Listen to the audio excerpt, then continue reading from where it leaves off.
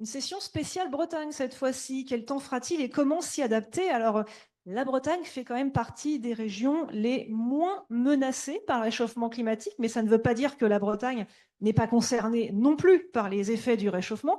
Alors justement, on va en parler. Comment le changement climatique transforme la météo en Bretagne et comment est-ce que ce changement transforme également la façon de faire des prévisions? Pour animer cette session, je vais passer la main à Théo Le Chanu, que j'invite à nous rejoindre, qui est météorologue, qui a été formé à l'École nationale de météorologie de Toulouse, qui est présentateur météo aussi des matinales sur RTBF en Belgique. Donc, il nous vient de Belgique, donc à la télévision et à la radio, qui travaille également dans l'expertise data pour rendre les bulletins météo plus scientifiques et plus pédagogiques. Je vais te laisser t'installer, Théo, et prendre le micro. Et puis, on va également accueillir avec lui d'autres personnes, Vincent Dubreuil, Sébastien Decaux et Sarah Minicini. C'est à vous, je vous laisse le micro. Vous avez la télécommande si besoin. Donc sur cette session, vous retrouverez donc Sarah Minissimi, donc chef de projet Adapto à Bretagne Next. On aura également Sébastien Decaux, météorologue et présentateur météo. Je pense que vous devez tous et toutes le connaître. Et puis Vincent Dubreuil, à ma gauche ici, donc climatologue géographe à l'université Rennes 2 et coprésident du Haut Conseil breton pour le climat. On y reviendra par la suite. Alors donc sans plus tarder, parce qu'on a quand même un programme assez dense à vous proposer. On va commencer par toi, donc Vincent, pour nous présenter déjà tout ce qui est en lien avec les observations. On sait que les observations sont très importantes pour la météo, pour le climat. Donc, saurais-tu nous faire un petit topo sur les évolutions des températures dont on a dû faire face ces dernières années? Alors, c'est important, Serge Zakkal l'a dit en introduction, d'objectiver ce dont on parle et donc de partir des observations, des mesures qui sont faites par différents organismes, notamment en France, Météo France. Et donc, on peut regarder, par exemple, comment la température moyenne a évolué, donc ici sur une station bien connue, sur la côte nord, la station de Dinard. Donc, la courbe verte, c'est la température moyenne annuelle à Dinard depuis 1950. Donc, on voit que d'une année sur l'autre, il y a ce qu'on appelle de la variabilité, il y a des années plus froides, plus chaudes, mais on voit qu'on a une tendance progressive à l'augmentation des températures. Alors sur les deux périodes trentenaires ici, il y a un petit peu plus d'un degré d'évolution, ce qui veut dire que la Bretagne n'est pas épargnée par le changement climatique, hein. La région, même si elle peut paraître un petit peu privilégiée par certains aspects, eh bien, elle connaît aussi une augmentation des températures qui est assez importante. Un petit peu plus un degré et demi, si on remonte jusqu'au 19e siècle. Alors, je pense que si on passe sur la diapo d'après, on va voir que voilà, donc cette tendance, elle se poursuit jusqu'à l'année dernière avec une augmentation qui, vous voyez, permet certaines années d'avoir un degré de plus. Alors, en fait, la côte nord de la Bretagne aujourd'hui, c'est à peu près la température moyenne de la côte sud de la Bretagne il y a un demi-siècle. Et certaines années, c'est quasiment la température moyenne de La Rochelle. Donc, vous voyez que ça correspond effectivement à un changement extrêmement important. Donc, ça, c'est la température moyenne. Et si on regarde, je pense que l'illustration suivante va nous permettre de faire le lien un petit peu entre météo et climat, c'est-à-dire de regarder pas simplement la moyenne, mais ce qui se passe en termes de jours chauds. Donc, c'est toujours Dinard. Donc, les barres oranges donnent le nombre de jours chauds, plus de 25 degrés, les barres rouges, plus de 30 degrés. Donc on voit aussi que c'est extrêmement variable d'une année sur l'autre, mais que la tendance globalement est une augmentation de la fréquence des épisodes de forte chaleur.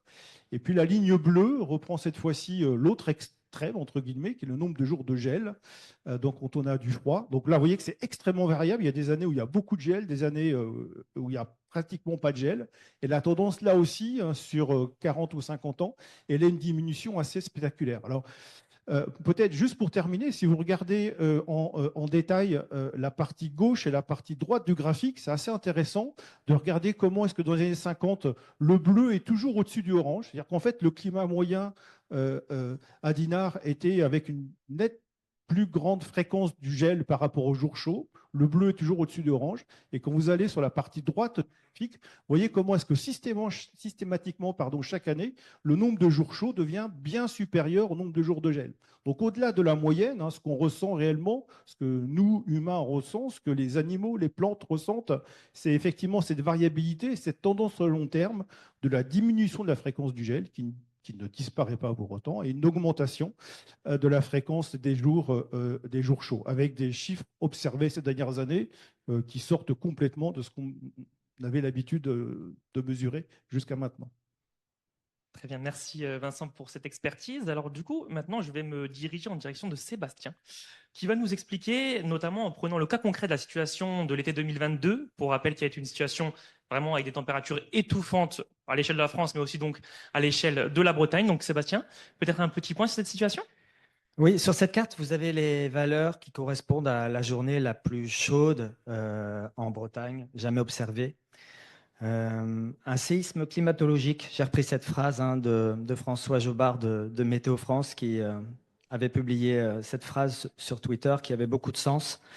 Plus de 40 degrés en Bretagne, qui l'eût cru? 41,6 degrés précisément à Bléreuet, hein, à l'ouest de Rennes. Et les 40 degrés, ils ont été atteints jusque sur les côtes de Manche par un vent de sud-est. Ce qu'on va connaître la semaine prochaine, pour information, ressemblera en configuration météorologique un petit peu à ce qu'on a connu au cours de cette journée, c'est-à-dire qu'on avait à l'époque là un dôme de chaleur sur la France. Et puis cette fameuse goutte froide de faible envergure au large du Portugal qui joue un rôle supplémentaire pour justement accentuer l'intensité de ce réchauffement, puisque cette dépression, dans le sens donc inverse des aiguilles d'une montre, elle fait remonter, qui plus est, donc de l'air torride en provenance du Maghreb. Et donc c'est cette combinaison qu'on devrait observer en Bretagne. Pour information, donc 40 degrés en plein été à Rennes, à Dinard, c'est à peu près 15 degrés de plus que les seuils de saison. Au mois de mai, la température normale de Rennes, c'est 19-20 degrés l'après-midi. La semaine prochaine, on sera très probablement à 35. C'est-à-dire que la situation historique de juillet 2022 n'aura pas la même intensité puisqu'on ne sera qu'en mai, mais en termes de proportionnalité dans la sévérité de l'événement, pour cette journée-là, ça sera comparable. Voilà. Et on s'aperçoit que ce qui n'était pas envisageable avant 2050 est arrivé beaucoup plus tôt que prévu ici en Bretagne. Donc dans l'ensemble, si on reprend, on a donc, d'après ce que nous a expliqué Vincent, plus de jours de chaud, moins de jours de froid finalement. Et donc, dans l'ensemble, pour revenir encore avec Sébastien, côté précipitation maintenant, donc on va sortir des températures, on va se concentrer sur les cumuls de précipitations. Vous avez pris l'exemple d'avril 2026 notamment? Comment est-ce que justement les prévisions météo intègrent les évolutions climatiques en Bretagne? Donc à Météo Bretagne, ce qu'on s'efforce de faire, ce qui est très logique, c'est de montrer aussi aux téléspectateurs qui nous suivent les anomalies climatiques qui sont de plus en plus fréquentes au quotidien. Là, je vous ai mis par exemple ce qu'on diffuse à l'antenne, par exemple pour ce qui est des précipitations, de l'ensoleillement et des températures. On voit qu'en avril 2026, à Rennes, sur la carte qui apparaît en plus grande, justement, le déficit hydrique était énorme. On a connu un mois de janvier très pluvieux sur la Bretagne, historiquement pluvieux, et puis quelques semaines plus tard, au mois d'avril, on se met à parler de sécheresse de surface. Tout va très vite en météo et en Bretagne, c'est ce qu'on observe de plus en plus souvent, en tout cas c'est ce que j'observe, c'est qu'on passe très rapidement d'un extrême à un autre. Le mois de mai était frais ces dernières semaines, un peu plus frais que la norme, et la semaine prochaine, eh bien, on aura des températures qui vont s'envoler, qui vont flamber. Donc ça fait partie des changements que l'on observe et qu'on diffuse, qu'on s'efforce de faire comprendre aux téléspectateurs qui nous suivent quotidiennement. Ouais. Mais c'est vrai que bon, on le voit en effet avec ces précipitations, ces cumuls de précipitations notamment, qui sont donc assez paradoxalement, on va dire, en moyenne peut-être moins importants. Mais vous nous dites aussi qu'on a donc des records qui sont assez récents finalement d'un point de vue record de précipitations. Oui, les scénarios du GIEC pour la France, pour l'Europe, évoquent avec justesse, en tout cas ça se vérifie aujourd'hui, des hivers plus humides sur le nord de l'Europe et puis des étés plus secs. C'est ce que l'on observe avec, par exemple, à Rennes, en janvier 2025, 202,5 mm.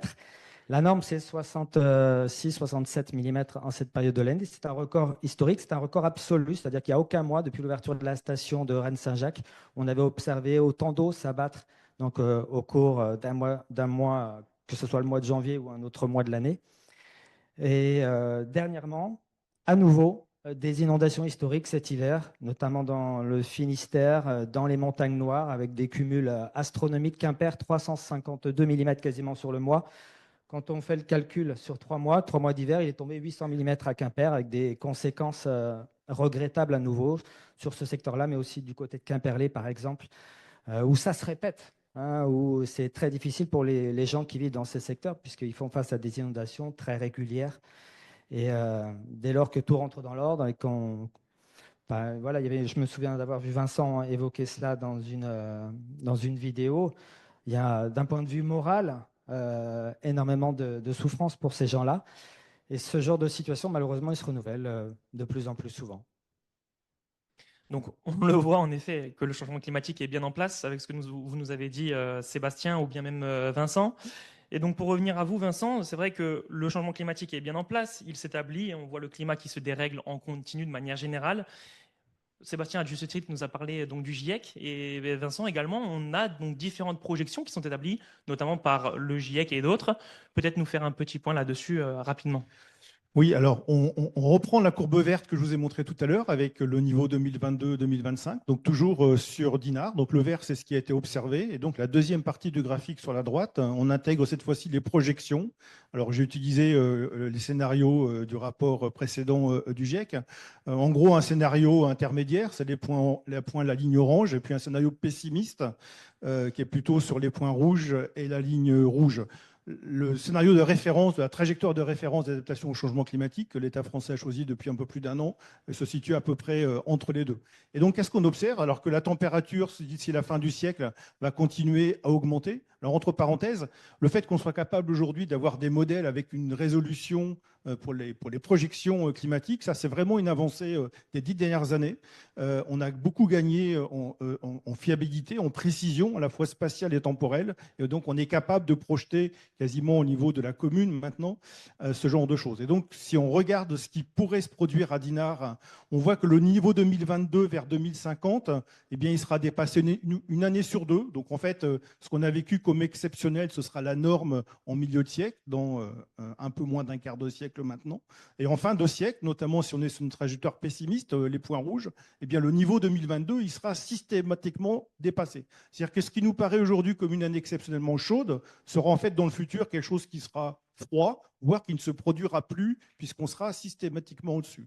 Et pour que ce soit encore plus clair, je vous ai mis sur la partie droite ce qu'était Dinard au 19e siècle, ou au début du 20e siècle. Comment est-ce qu'aujourd'hui on est passé à un climat qui est celui de Vannes sur celui de la côte sud, certaines années exceptionnelles, La Rochelle, et si on continue à se projeter dans le futur, eh bien on aura à Dinard, en termes de température moyenne, des températures qui ressemblent à ce qu'on a au nord de l'Espagne ou du Portugal. Donc le changement climatique, alors on peut se dire, c'est un côté un petit peu sympa, on dit ouais, finalement il fera plus chaud, etc. En fait, ce qu'il faut comprendre, c'est que tout l'aménagement du territoire, toutes les infrastructures, l'agriculture, finalement, elle a été construite sur un climat de référence qui est en train de changer profondément. Et quand on regarde le climat du nord de l'Espagne, du nord du Portugal, et les aménagements et les types d'agriculture qui sont pratiqués, ça n'a rien à voir avec ce qu'on fait ici. Donc on voit comment est-ce que ça révolutionne complètement la façon de penser ce que sera le futur de la région. Eh bien, on va rester sur cette information, Vincent, pour continuer avec vous. Justement, vous nous parliez du futur.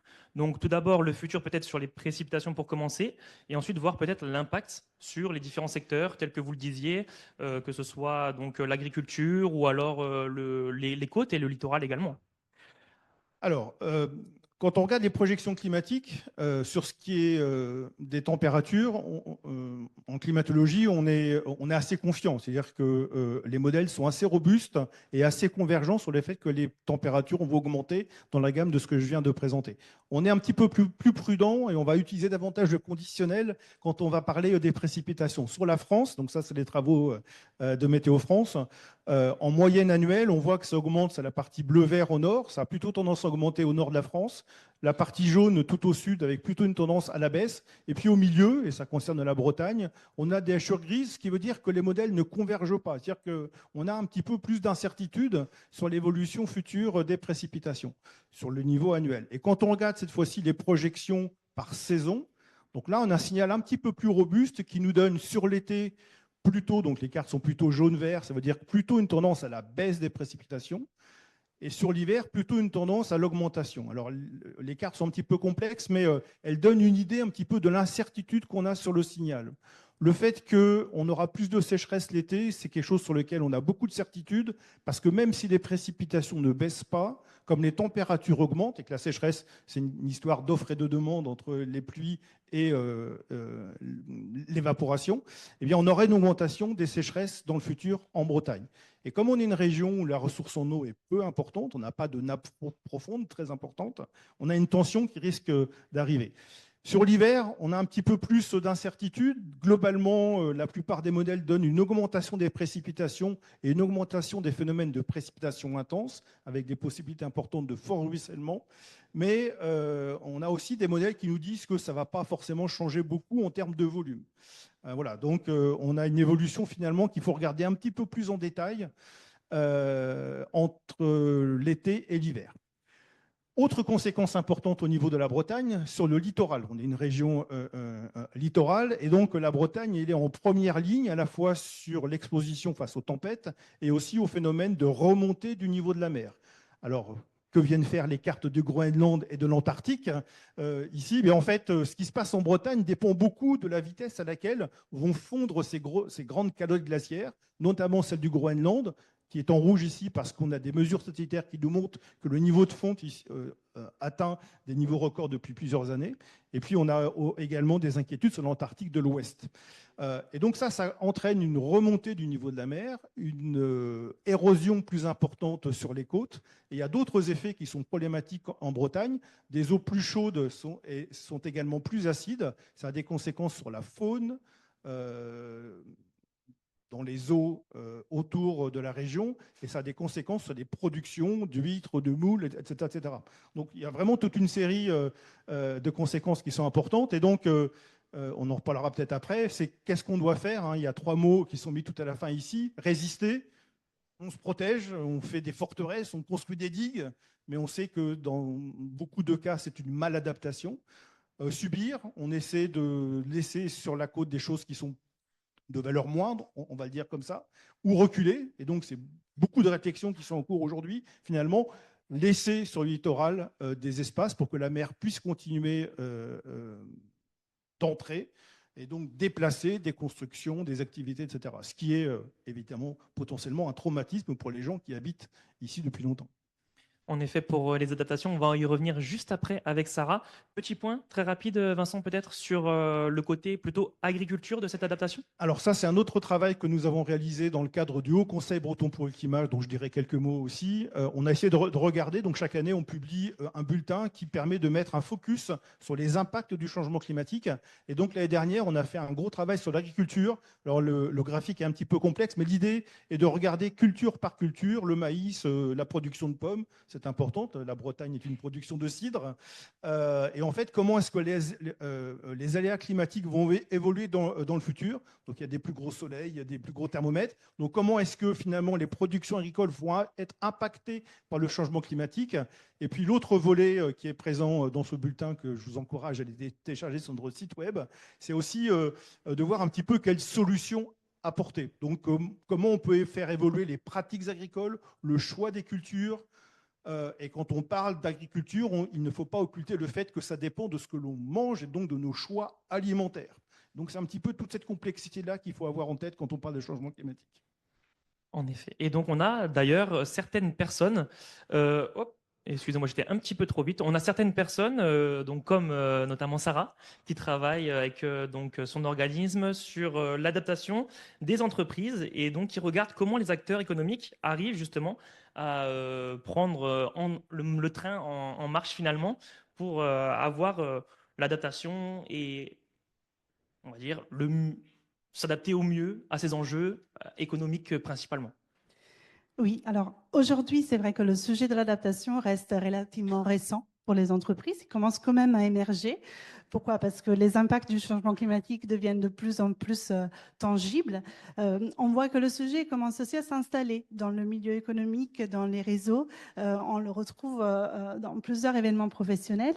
Et il y a aussi certaines évolutions réglementaires et normatives. Et je pense notamment à l'évolution prochaine de la norme ISO 9001 qui vont faire en sorte que le sujet d'adaptation devienne de plus en plus présent dans l'esprit des chefs d'entreprise.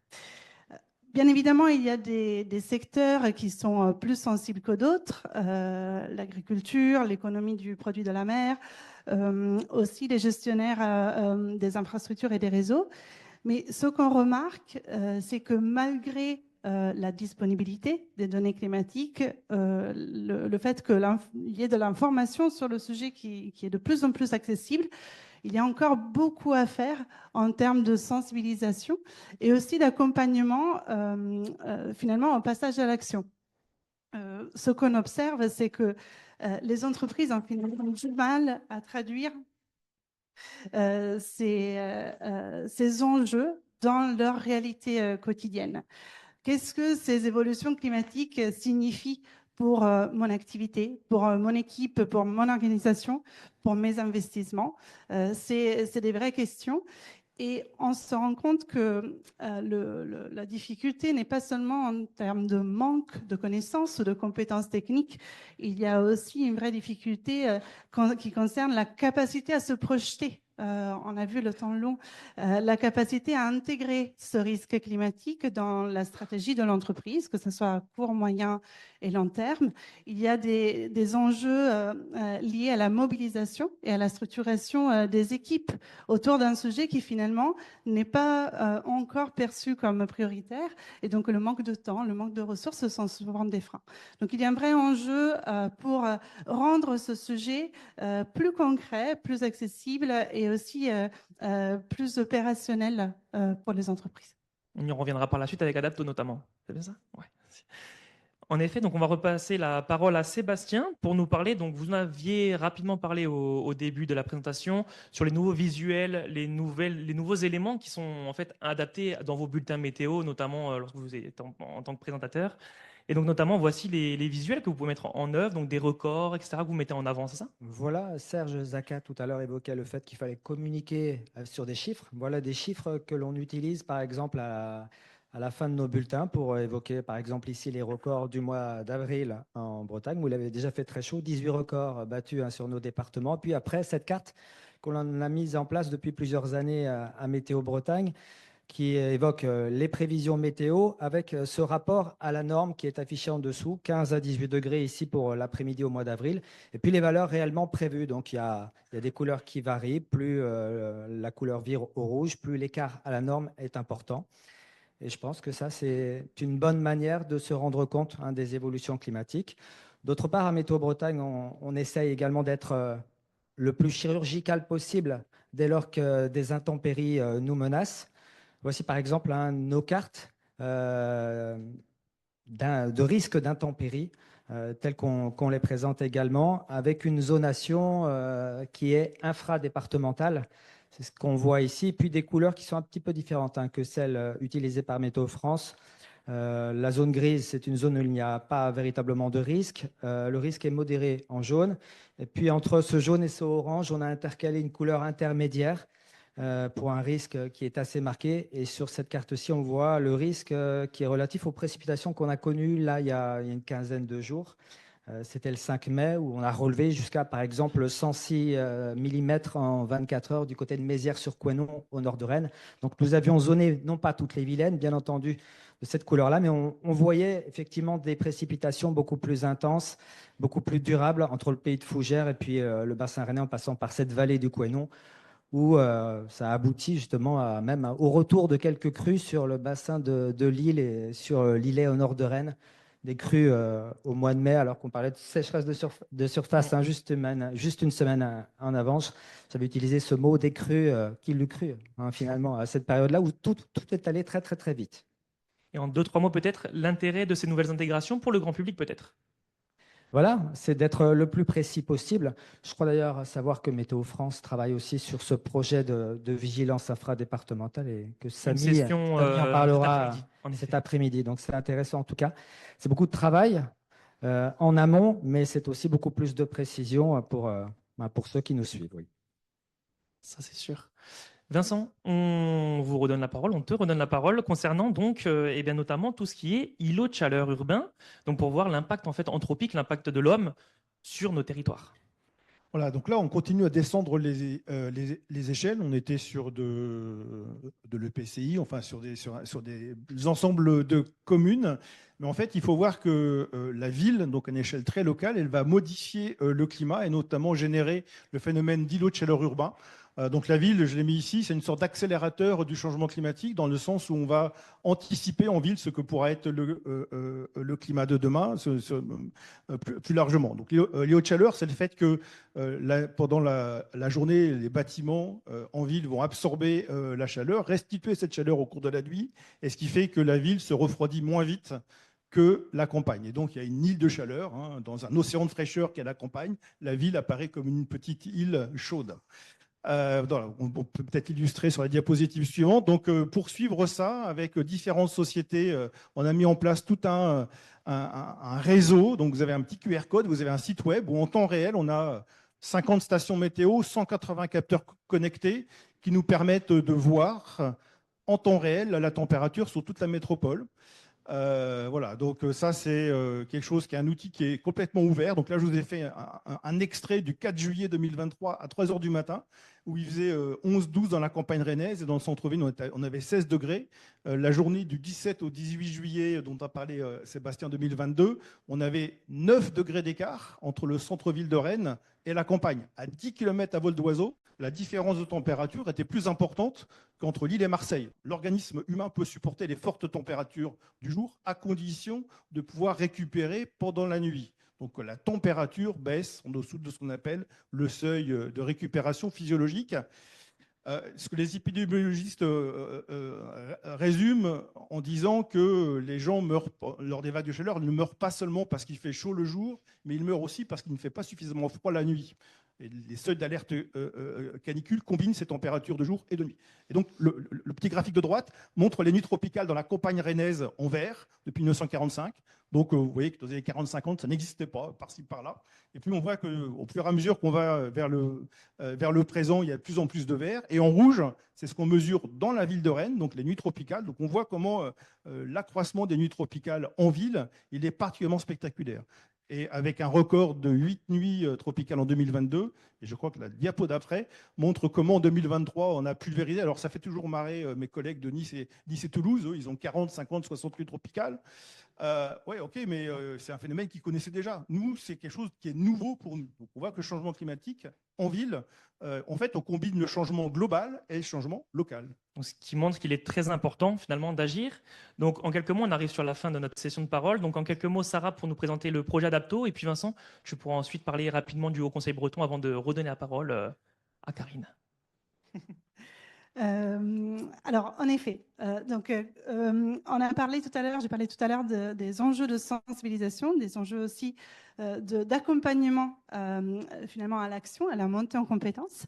Il y a un autre enjeu qu'on avait identifié quand on a commencé notre démarche avec Adapto, avec les entreprises, c'était l'enjeu d'engager finalement les acteurs économiques sur un sujet qui reste complexe, qui reste parfois perçu comme lointain et qui n'est pas encore prioritaire face aux urgences du quotidien. Et donc, dans le cadre d'Adapto, nous avons fait le choix de travailler l'adaptation comme un sujet collectif et comme un sujet de territoire. Concrètement, nous avons structuré, lancé une communauté d'entreprises qui représente plusieurs secteurs. On a des acteurs du monde de la data, du numérique, un chantier naval, des acteurs du monde de l'énergie, de la voile de compétition, de la banque. Et nous avons créé un espace pour que ces acteurs puissent apprendre et monter en compétence sur ces sujets, mais également partager des retours d'expérience, partager des pratiques et collectivement se mettre en mouvement sur ce sujet de l'adaptation. Et ce qu'on observe, c'est que finalement, les entreprises ne viennent pas forcément chercher des solutions toutes faites. La question technique arrive souvent après. Ce qu'elles viennent chercher, c'est vraiment ces repères communs à construire ensemble, ces retours d'expérience et cette mise en mouvement collective. Et l'autre enseignement intéressant, c'est que cette diversité de profils présents au sein de la communauté, c'est une vraie richesse, surtout sur un sujet si transversal et multifacette que l'adaptation. Et ça permet de croiser les regards et finalement regarder des sujets qui peuvent avoir une entrée très technique et leur donner une dimension organisationnelle, stratégique, RH ou financière. Très bien, merci beaucoup. En deux, trois petits mots avant de finir, on est sur la fin de la session, Vincent, pour ton rôle notamment au Conseil breton, et puis après on donnera la parole à la suite des sessions. Merci. Oui, je pense que c'est important dans le prolongement de ce que dit Sarah, une fois qu'on sait tout ça, comment est-ce qu'on peut faire en sorte que les choses changent, donc vis-à-vis des entreprises, et puis dans les régions, donc c'est le rôle des groupes régionaux d'experts sur le changement climatique. Donc en Bretagne, c'est ce qu'on appelle le Haut Conseil breton pour le climat. Donc une des missions est d'accompagner les décideurs territoriaux, notamment au niveau de l'exécutif régional, sur les politiques qu'il faut mettre en place en termes d'adaptation, d'atténuation. Donc partager la connaissance, aider à la décision, et donc sur notre site web, sur les bulletins que l'on peut faire, sur le forum que nous avons organisé mardi, où on fait se rencontrer les scientifiques et les acteurs des territoires, les élus, pour faire en sorte que les choses changent. Donc ça fait partie de nos missions. Je ne sais pas s'il y a une autre information après. Donc il y a un bulletin, etc. Et puis peut-être... On va arrêter là-dessus. Okay. C'est important, effectivement, d'avoir une mobilisation. On dit que chacun de nos gestes compte. Et c'est important à la fois de se mobiliser au niveau individuel, des choix que l'on peut faire quotidiennement, mais aussi d'avoir du côté de la puissance publique, du côté des entreprises, une mobilisation vraiment collective d'ensemble de la société. Très bien. Merci beaucoup. Je peux juste rajouter une toute petite chose pour dire qu'en effet, l'approche qu'on porte nous aussi, et ça rejoint ce que Vincent dit, c'est l'approche des petits pas, si on peut l'appeler comme ça. Le climat, c'est un sujet complexe et cette complexité peut parfois figer. Et donc, nous, ce qu'on encourage, c'est une mise en mouvement progressive. Et finalement, c'est aussi une question qu'on pourrait tous se poser. Quel serait notre tout premier pas, ou toute petite action qui nous permettrait d'intégrer ce sujet dans notre quotidien.